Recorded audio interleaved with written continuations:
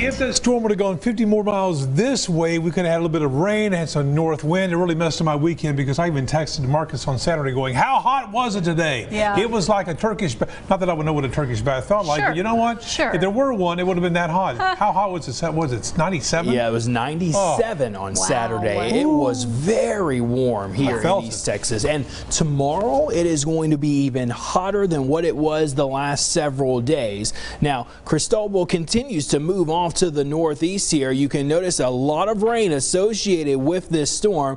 We have stayed on the drier side. It didn't mean we didn't get some rain. There were a few isolated storms over the weekend, but when you're on the west side of the storm, usually you get the drier air unless you are closer to the storm like what our eastern areas were. That's why they had some clouds and some lingering precipitation. Of course, all of the moisture streaming right on up from the Gulf of Mexico and heavier rain right around the northern part of Arkansas at this time. But with the dry air, especially in the upper level, that doesn't necessarily clear out all the low-level moisture. It still remains very humid. Plenty of sunshine outside for us now. Our temperature at this hour, 94 degrees. We have that wind out of the west-northwest. I wish that wind would bring in some of that drier air. It will be coming in with some drier air by tomorrow night, heading into our Wednesday. Other temperatures, 90 in Marshall, 92 in Henderson, Linden at 94. There are a couple of those showers that continue to move through from the northwest to the southeast.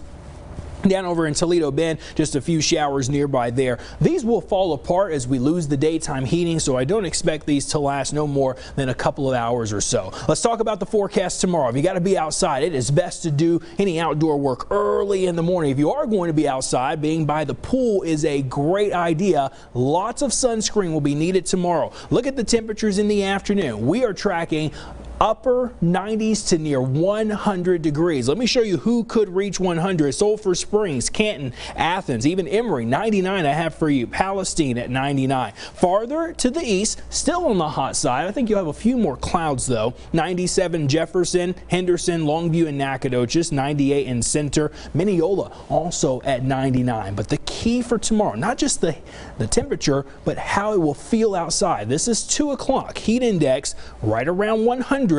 As we get a little bit more heating in the late afternoon, some of us could climb up to 103, 104, 105 or 106 for a heat index value.